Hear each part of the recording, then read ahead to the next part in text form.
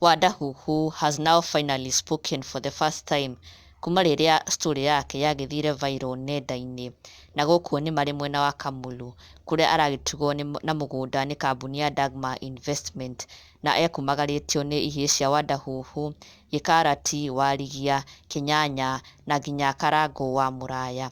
Na oho nĩ hauma na arũgamĩrĩri a kambuni ya Dagmar Investment arĩa nĩo Chris ũrĩa nĩwe ũrakorirwo agĩtuga Wandahuhu na mũgũnda na other representatives. Na Wandahuhu rĩu nĩagĩkorwo akĩheana rũgano rwake straight from the horse's mouth.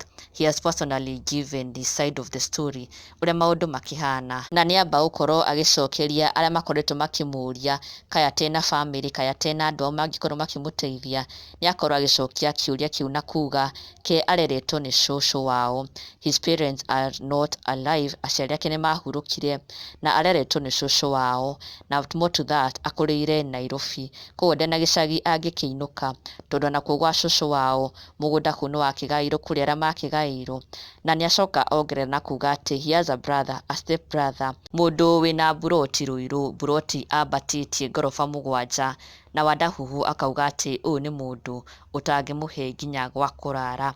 Koguo kũrĩ acio maramũria kaya tena andũ ao kana kaya tena kũndũ angĩthiĩ, oratha kũndũ angĩinũka, nĩauga ke ndarĩ kũndũ angĩinũka.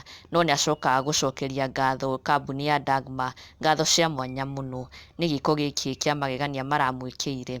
Na oho nĩacokeria Derrick Mbũgua ũrĩa nĩwe ũrakorirwo agĩtambia ndeto ĩno ya Wandahuhu gũkorwo agĩthĩnĩka nĩ kũrĩha rent ya nyũmba.